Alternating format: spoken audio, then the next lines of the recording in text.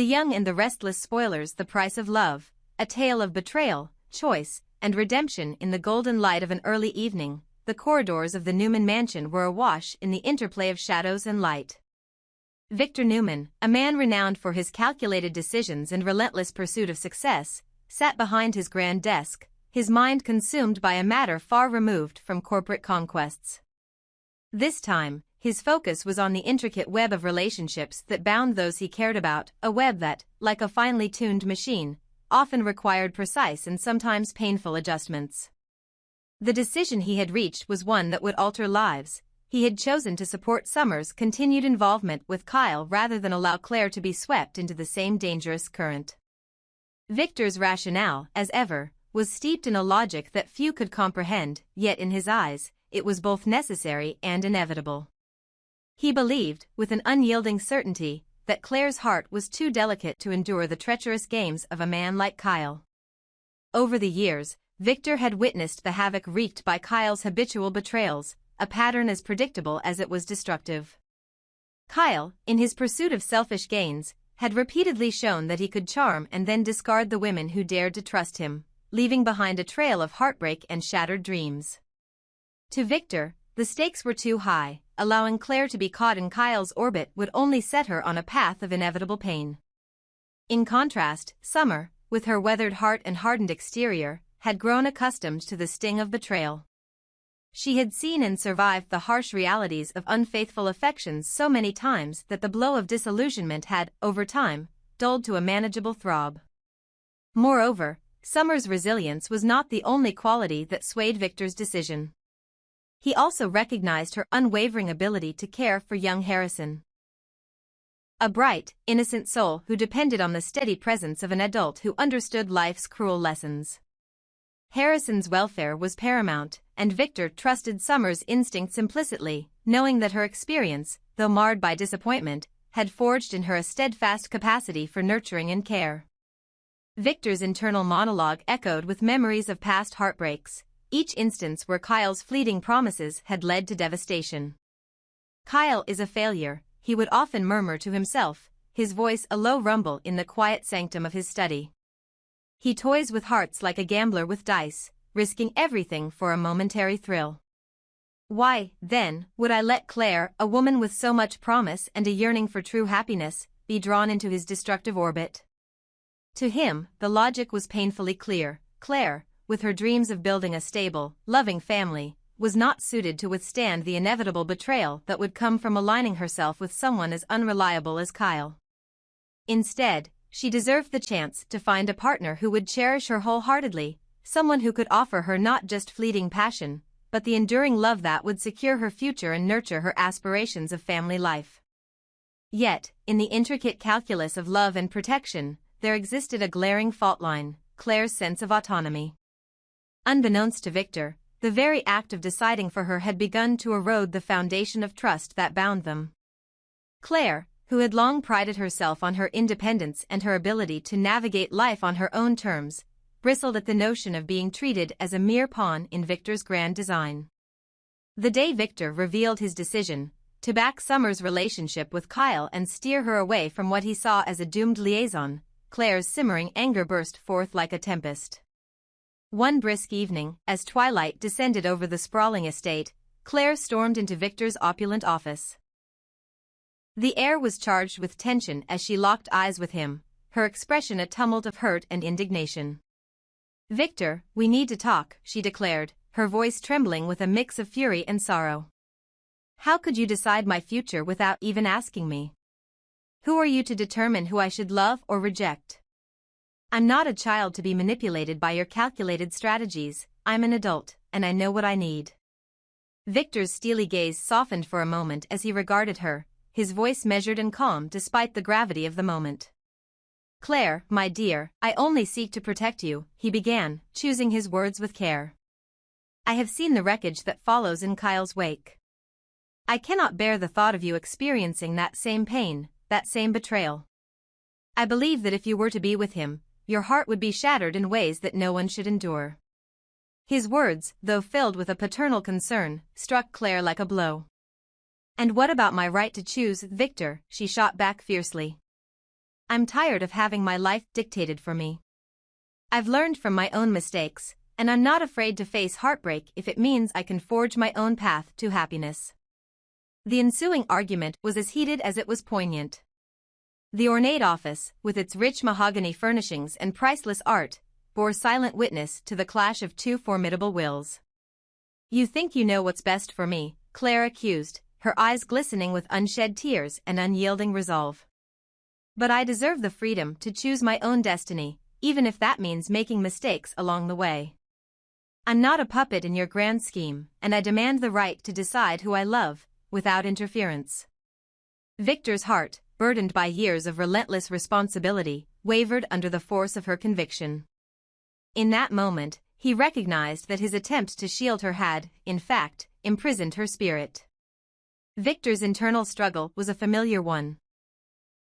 A battle between the desire to protect those he loved and the realization that too much control could stifle their very essence. He had orchestrated countless moves in the delicate game of relationships, always with the intention of sparing his loved ones from pain. Yet, in his fervor to guide them, he had unwittingly forgotten that true love sometimes required embracing the possibility of suffering, learning from it, and ultimately growing stronger as a result. Outside the confines of that tumultuous confrontation, life continued its relentless march. Summer and Kyle, locked in their own dance of passion and betrayal, carried on with a familiarity born of repeated disappointments. Summer, whose heart had been tempered by the fires of past transgressions, accepted Kyle's erratic affections with a stoic resignation. In her eyes, the familiar sting of betrayal was merely another chapter in a long, arduous story, a story that had, in many ways, already forged her into a survivor. More importantly, her ability to care for young Harrison, a beacon of hope amid the chaos, remained unwavering. Harrison needed stability, and Summer, flawed as she might be, provided it in abundance. In contrast, Claire's aspirations for a harmonious family life, complete with the joys of raising children and building a future, seemed destined to be derailed by Kyle's fickle nature. Yet, fate has a curious way of testing the mettle of those it touches. In the wake of her explosive confrontation with Victor, Claire found herself at a crossroads, a juncture where the pain of the past intersected with the promise of an uncharted future. Seated by a window that overlooked the moonlit gardens of the estate, she allowed herself a moment of introspection. The cool night air, mingled with the faint scent of blooming jasmine, carried with it a whisper of liberation. "I will not be defined by the mistakes of others," she murmured softly into the darkness. "I am the architect of my own destiny, and I will reclaim the right to choose, to love, and to live on my own terms." Over the following days, the echoes of that confrontation began to ripple through the mansion. Conversations, once shrouded in unspoken resentments and resigned acceptance, gradually shifted toward a newfound openness. Victor, too, was forced to confront the unintended consequences of his actions. In quiet moments of solitude, he questioned whether his relentless drive to protect had, in the end, deprived Claire of the opportunity to learn and grow through her own experiences. "Perhaps I have been too hasty," he confessed to himself, the weight of regret mingling with his determination to do better. Can love truly flourish when it is confined by the boundaries of imposed expectations? Recognizing the need for change, Victor sought out Claire for a private discussion, a conversation not of orders and decrees, but of shared vulnerabilities and hopes for the future. "Claire," he began, his tone uncharacteristically gentle, "I realize now that in my attempt to shield you, I may have forgotten that you are a strong, independent woman capable of weathering the storms of life on your own. I am sorry if my actions made you feel controlled or diminished. I never intended to rob you of your freedom." Claire listened, her eyes reflecting a cautious hope. "I appreciate your concern, Victor," she replied, her voice steady yet edged with lingering hurt, "but concern does not give anyone the right to choose my path for me. I need to experience my own heartaches, to learn from my own mistakes, even if it means facing the possibility of betrayal. I am not a puppet, and I must be allowed to determine my own destiny." In that fragile moment of honesty, both Victor and Claire stood at the precipice of transformation. Their heated exchange had revealed a profound truth. That the price of love was often paid in sacrifices, but that true happiness could only be achieved when one was allowed the freedom to choose. As the first light of dawn crept through the heavy curtains, bathing the room in a gentle glow, Claire felt a renewed sense of purpose. She had reclaimed her privacy, her independence, and the right to forge her own path, however uncertain it might be.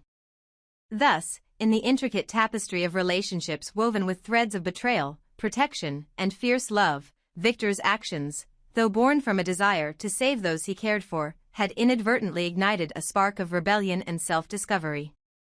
His decision to support Summer's relationship with Kyle was not an act of cruelty, but rather a calculated, if flawed, attempt to prevent further heartbreak.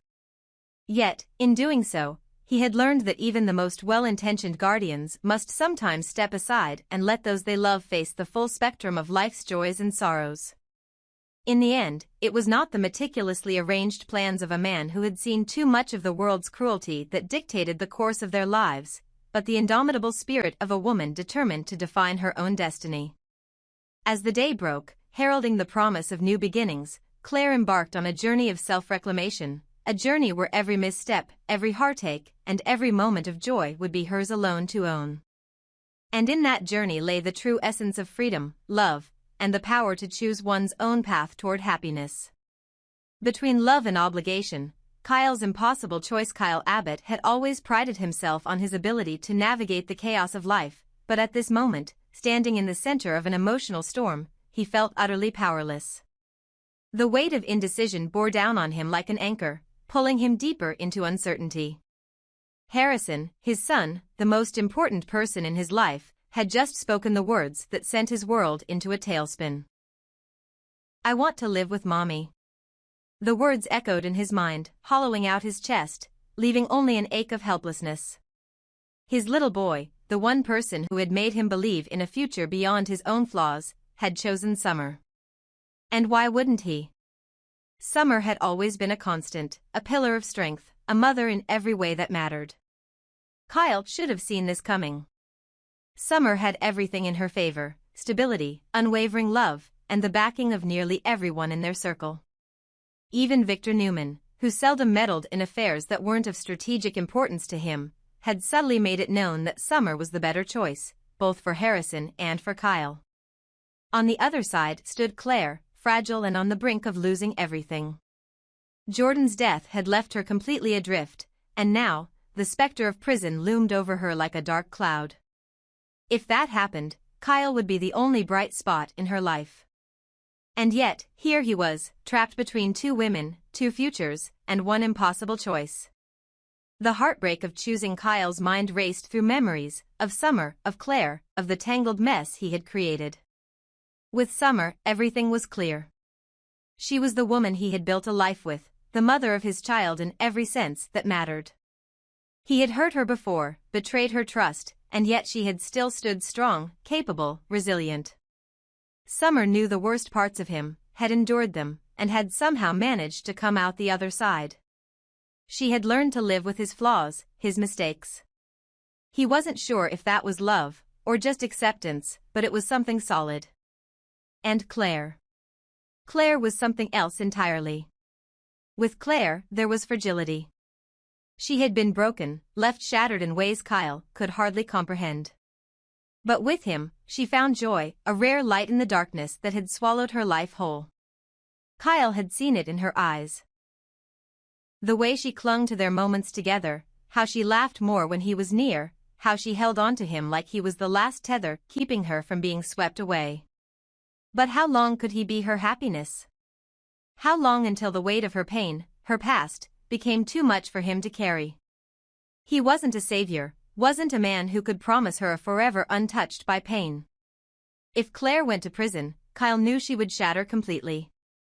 And if he wasn't there for her, if he chose Summer, it would be the final nail in her already splintering heart. And yet, what about Harrison? How could he look his son in the eye and tell him he had chosen a love that might destroy him over the security of the one person Harrison needed most? Harrison's words, a wake-up call. Kyle knelt in front of Harrison, brushing a hand over the boy's golden hair. His son's big, innocent eyes held no malice, no understanding of the war waging inside his father's heart. "You love Mommy, right?" Harrison asked, his little voice cutting through the turmoil. Kyle opened his mouth, but no words came out. Did he love Summer? Yes. Did he love Claire? Maybe. Did he even know what love was anymore? But none of that mattered now. Harrison needed a home, a family, a stable foundation. Claire, no matter how much he wanted to help her, couldn't provide that, not now, not with everything falling apart around her. And yet, Kyle couldn't abandon Claire either. Not after everything. The consequences of a choice. Kyle knew that no matter what he chose, someone would end up broken. If he chose Summer, he would have to watch Claire fall apart, knowing he had left her when she needed him most. If he chose Claire, he would be risking not only his relationship with his son but also the trust of everyone around him. How could he balance between obligation and his own heart? Kyle sighed, running a hand through his hair, knowing there was no clean way out of this. But one thing was clear. His decision would not just define his future, but also the futures of those who mattered most. And the clock was running out.